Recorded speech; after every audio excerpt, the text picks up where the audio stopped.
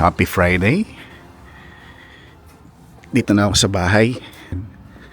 And then ihatid ko lang ang aking anak sa school niya, sa high school. And then balik ako dito para yun namang isa kong yung si Nene naman.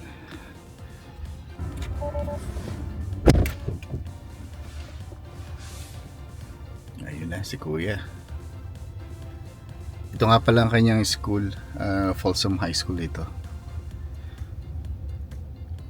Medyo ano talaga dito, foggy sa sa area. Mahirap makita yung yung daan.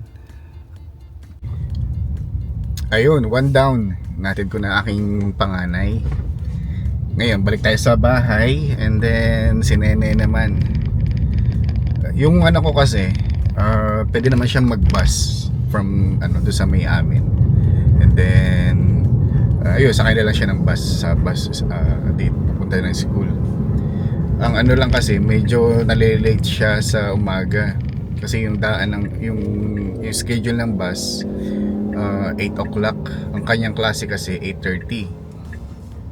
Meron pa yung mga stops yung school bus, kaya pagdating sa school parang meron na lang siyang 10 minutes or 5 minutes na parang allowance for his first class. So ang ginagawa namin mag-asawa sa umaga, inihahatid na namin siya kasi malapit lang naman parang 10-minute drive lang mula sa bahay. Pero sa hapon naman nag-school bus. Ayun. So pagka wala akong travel, ayun, ako yung naghahatid sa kanya, minsan si Mrs. Pero ayun, nung teka, baka tayo mawala. Iyan ako muna to. In 500 feet, keep left to stay on i-FSD ko muna para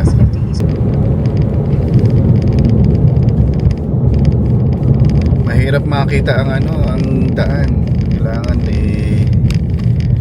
dahan-dahan. Pero ang bibilis pa rin ang sasakyan dito. Ang sabi sa forecast, parang ilang araw na ganito yung yung magiging weather dito sa area namin.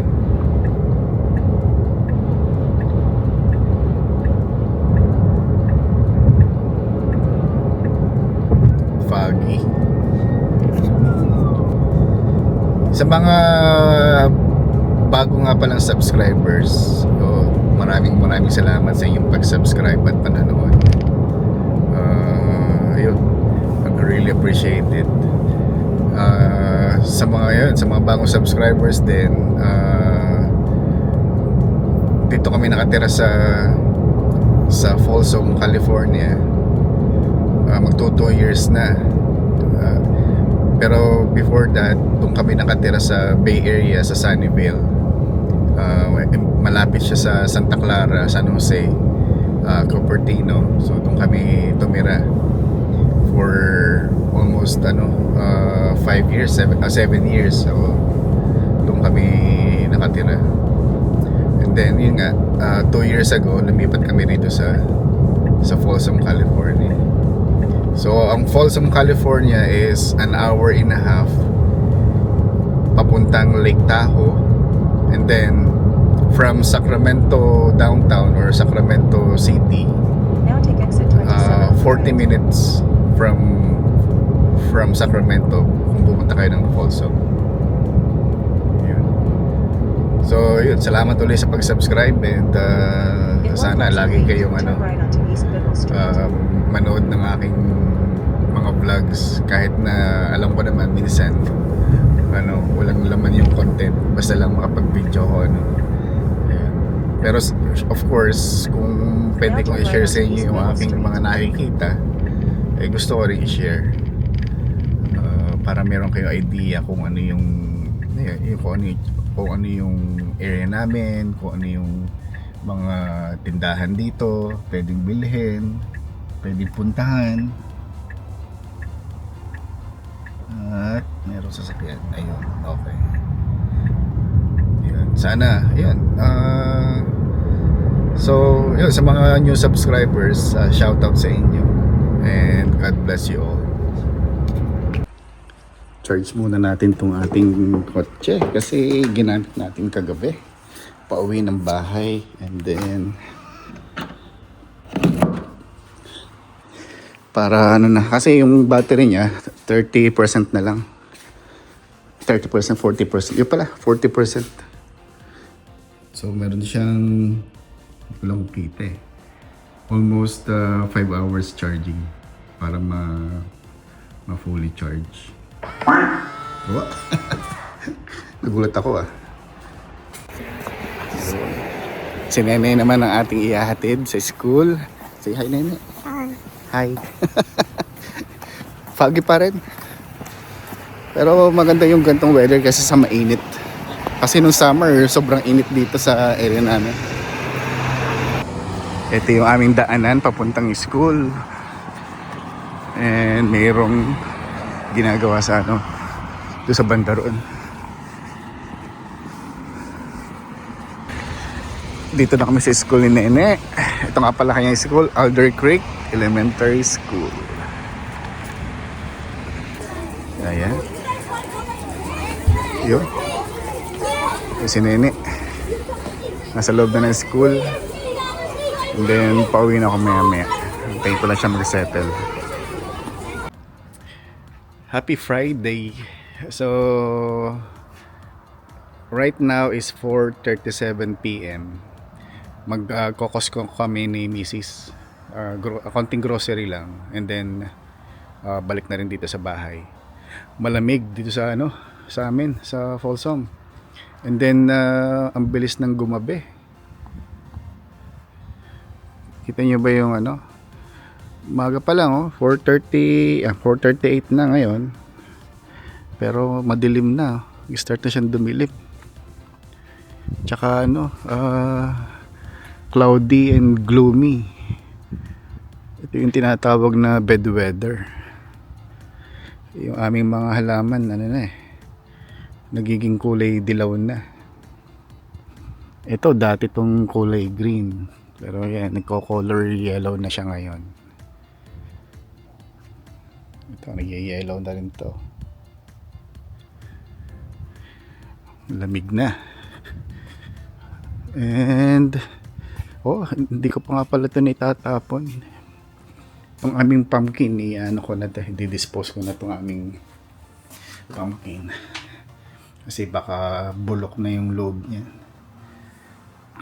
Tsaka ito nga pala, ikinabit namin ito nung last 2 weeks before ako mag-travel. Excuse. Ayun, hinantay ko lang si Mrs. and then naalis na kami. Ito yung dadalhin namin, itong kotse. Kuha muna tayo ng basket. Ay, ng cart pala. Hindi pala basket.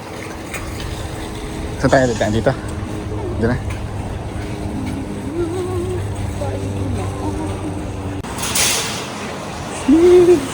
Pasok tayo. Meron silang controller ba? O nga no. Kanong controller? Oo, pero ano yan? Parang remote play. Yung parang yung PS5 at parang yung PSP mo? parang i-connect mo lang siya doon sa unit. Meron yung Oo. Magkano ang PlayStation ngayon? Naka-sale siya. Meron siya less na $120. Yung Pro, 120 rin. May less. Ayos ah. Gusto mong tingnan din eh. Are? Maganda yung pang-garage siya na. Freezer lang na. Freezer lang yan. Pero okay siya sa garage eh. Tama ito yung mga karne na. Yung dito mga meat. Tsaka yung mga kung ano man. Okay dito. Ito pwede nga ito. Garage ready na pala siya. Kano? 430. Ito mantle nga. Ano ito? Great to use as. Ito dish drying mats. Set of 4. Kari, pang ano? Oh, tamang-tama rin sa biyahe. Oh. Travel pillow. Kano nga itong travel pillow? 12.99. Okay din. Oh. At saka dun, Isang maliit tsaka isang malaki na ganun. $22. Pero bitin niya yata ito. Maliit na na. Mahaba yung ating island eh. May rubber siya.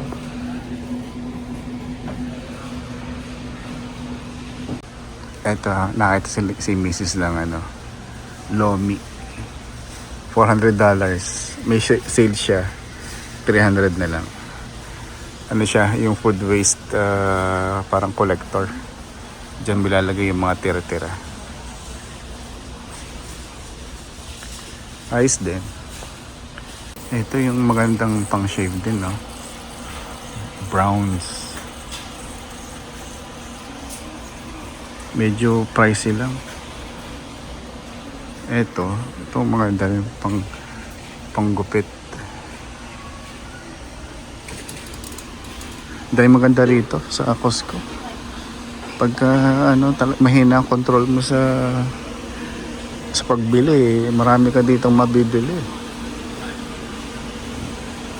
Gaya yan, toothbrush, oh. 99, dalawa. Ano kang pinagkaiba ng isa dito? Mas mahal itong isa. 119. Nakakita kami ng person mo. Isa lang ha? apple. Apple mo. Hindi, meron pa. Luma na yung mga apple mo dun. Luma na. Pabutan natin. Tingin tayo ng apple.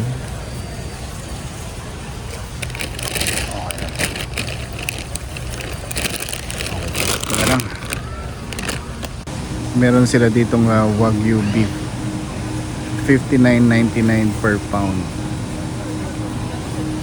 Ito, ang isang balot, $263. Ito, $293. Pricey. yung ordinary, 71. Ito kaya, 71.59. Grabe, ang mahal na ng karne dito. Steak naman yun, pero mahal pa rin. Ito, maliliit na steak. Ilang 6 na cut, $72. Gusto nyo ba ng cheese? Eto, maraming cheese dito. Ba't ibang klase? Wala lang Eden cheese dito. Ito, alam ko masarap to eh.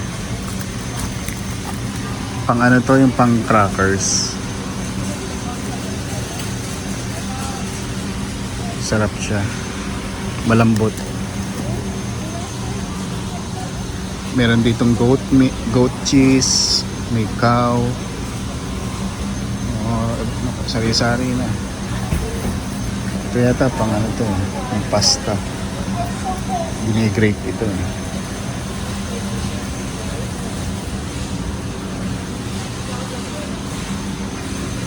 Ito parang parang queso de bola sa atin. Yung gantong kalaki, $15.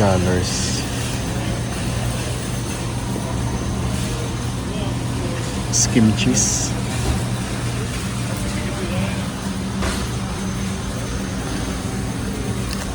Parang masarap tong ganito eh. Ito yung mga nabili namin. Bumili si Mrs. ng ano bang tawag dito? Blueberry pala. Tsaka ito. Pang pang emergency na ulam. Tapos lang, yun, may soda kami, Skippy, tinapay, noodles, soda, tsaka yung tubig, tsaka toilet paper. Yan. Normally, ito lang naman ang binibili namin sa Costco, yung mga bulk items na ganito. And then pagka merong nakikita na iba, binibili na rin namin. Pero normally ito lang yung aming binibili dito, tsaka yung meat. Kasi mas mura dito yung meat eh. Tsaka fresh. Tapos, yun, babayaran na namin. Saan tayo? Sa may cashier? Pipila tayo. So, doon kasi ang cashier. Dito ang self-service. Dito tayo sa cashier. Pila tayo. Ito pala ang aming binili. Okay na to siguro for 2 weeks. Pwede na yan. I wish. Pwede na siya 2 weeks. So yun, ito lang muna aming binili sa Costco. Baka bukas or sa Sunday, doon naman kami sa Walmart or sa Filipino store. Doon kami bibili ng ibang kulang. Kasi yung ibang grocery kasi dito, sobrang dami ng isang order. Eh pagka dun sa mga Walmart, pwede kang bumili ng konti lang doon, yung mga tingi-tingi lang. Alright, so that's it for day 5. Salamat ulit sa panonood, and please continue to support and subscribe